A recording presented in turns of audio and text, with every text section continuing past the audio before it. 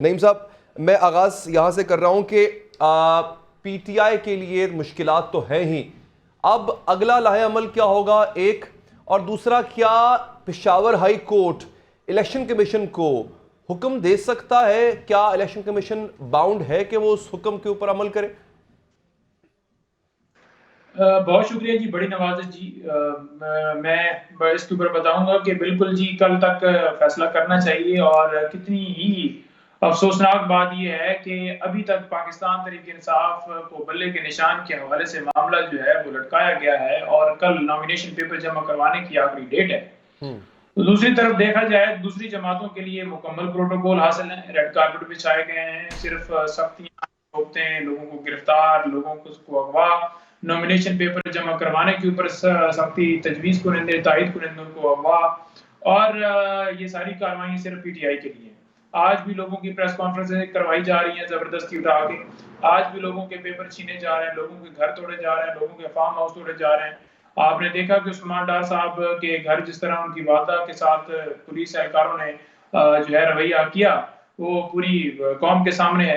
तो बहाना ये बनाते हैं जनाब के वहां पर इश्तिहारी तो नवाज शरीफ साहब भी थे, क्या वहां पर भी इसी तरह से दरवाजे तोड़े गए थे? क्या वहां भी उनको इसी तरह से जो है वो उनकी वालदा के साथ सलूक किया गया था? बात यह है कि एक मुल्क के अंदर दो कानून नहीं होने चाहिए। हम किसी को नहीं कहते कि किसी के साथ ऐसा सलूक हो, लेकिन ये जो मुल्क के अंदर चल रहा है, ये जिंदगी में हमने कभी नहीं देखा।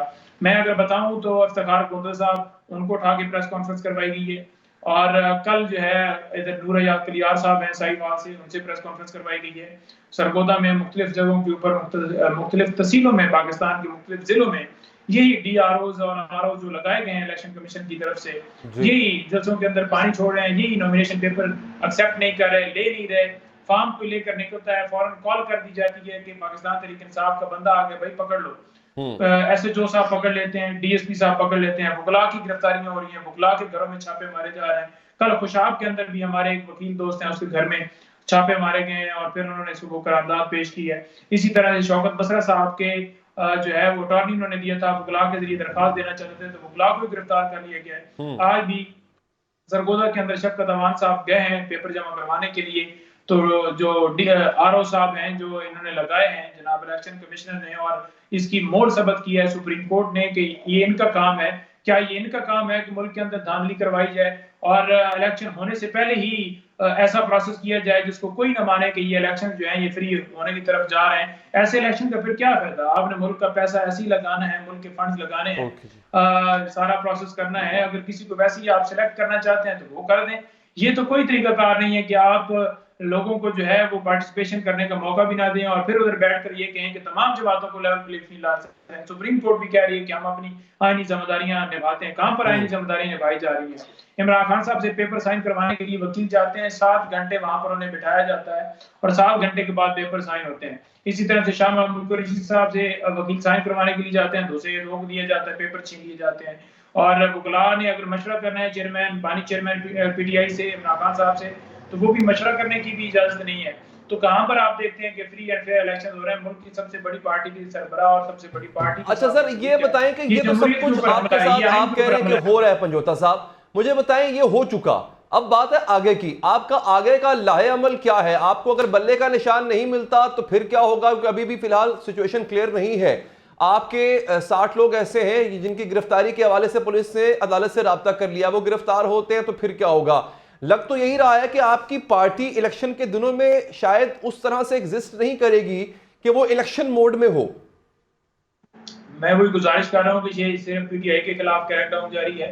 नवाज शरीफ साहब को कहते हैं कि हमें गिरफ्तारी मतलूब नहीं है, और यहाँ पर इन्हें पता है कि अब नॉमिनेशन पेपर जमा करवाने का टाइम आ गया है, तो ये पहले ही पुलिस पहुंच गई है, ऊपर से फोन आते हैं और वो एहलकार जाते हैं कि हमें वारंट चाहिए ताकि हमने लोगों को उठाना है, उनको गिरफ्तार करना है। तो आगे लायामल ये अपनाया जा रहा है कि कोई पेपर लेकर जाता है तो वो कहा जाता है कि जी ये बंदा तो इश्तिहारी है तो हम इसके पेपर एक्सेप्ट नहीं करते।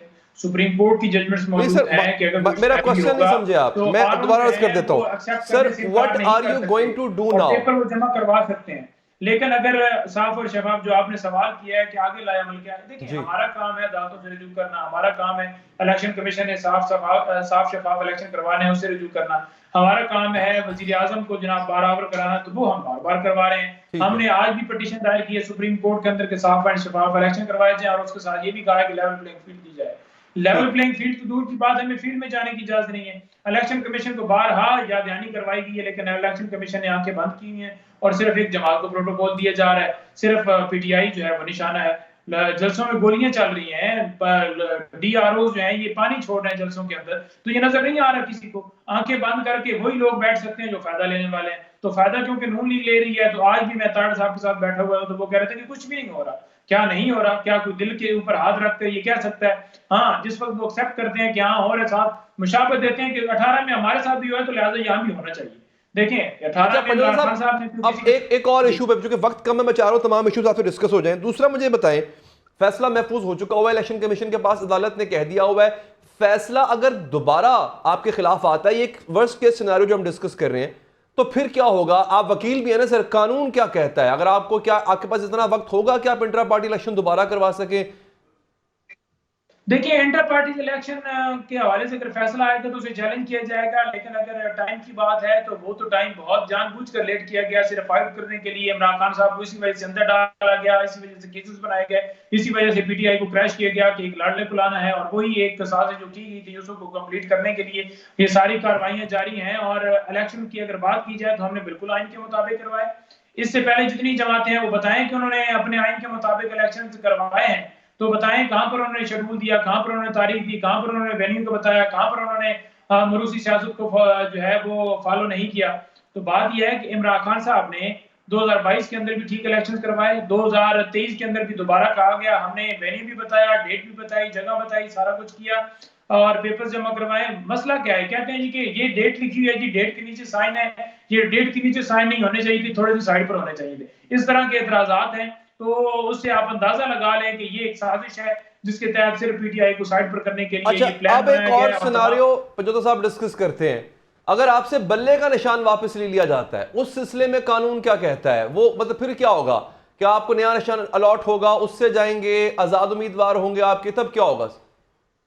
देखिए, हम यही गुजारिश कर रहे हैं कि तमाम जमातों के साथ एक जैसा सलूक हो। बल्ले का निशान अगर लेते हैं या कोई इस तरफ जाते हैं तो बिल्कुल हम इसकी पहले से मजम्मत करते हैं और उस फैसले को हम फिर चैलेंज करेंगे, जो भी फैसला आता है। लेकिन हम ये उम्मीद रखते हैं कि फील्ड दी जाए, मुल्क के अंदर जो है आवाम को वोट का हक दिया जाए, किसी जमात के ऊपर पाबंदी या किसी को साइड पर करना ये जमहूरियत के ऊपर हमला है। पूरी दुनिया में हमारी बेइज्जती हो रही है, पूरी दुनिया में हमारी रेपुटेशन खराब हो रही है कि हम अपने मुल्क के अंदर साफ शफाफ इलेक्शन नहीं करवा रहे। मैं अगेन सर, कानून क्या कहता है इस सिलसिले में पंजोता साहब? बल्ले का निशान आपसे वापस ले लिया जाता है, आप इलेक्शन लड़ पाएंगे, तब कानून क्या कहता है?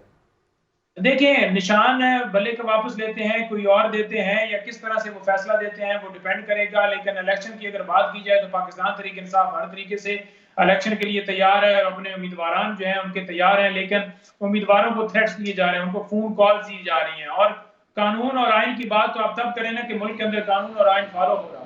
जब मुल्क के अंदर ना कानून है ना आइन है तो फिर आप क्या बात करेंगे? सर बिल्कुल एग्जैक्टली एक इल्जाम जो पीटीआई पे लगता है वो डस्का इलेक्शंस का, आपको याद होगा जब धुन का कह के जो है वो बैलेट बॉक्सेस आगे पीछे हो गए थे, बैलेट बॉक्सेस बल्कि गायब हो गए थे। तो सर ये रिवायत तो बहुत पुरानी है और ये अनफॉर्चुनेटली पीटीआई के दौर में भी इस रिवायत का एक बहुत बड़ी मिसाल जो है वो कायम की गई थी। आपको नहीं लगता कि सर कि ये कैसी गंगा है जिसमें सबने हाथ धोए? देखिए, मैं बड़ी वाज़ेह तौर पर कहूँगा कि 2018 के अंदर जो इलेक्शन जो है वो करवाए गए, उस वक्त भी पाकिस्तान तहरीक इंसाफ की सीटें ली गई और उसके ऊपर रात को उम्मीदवार हमारे जीते हुए थे, सुबह वो हार गए।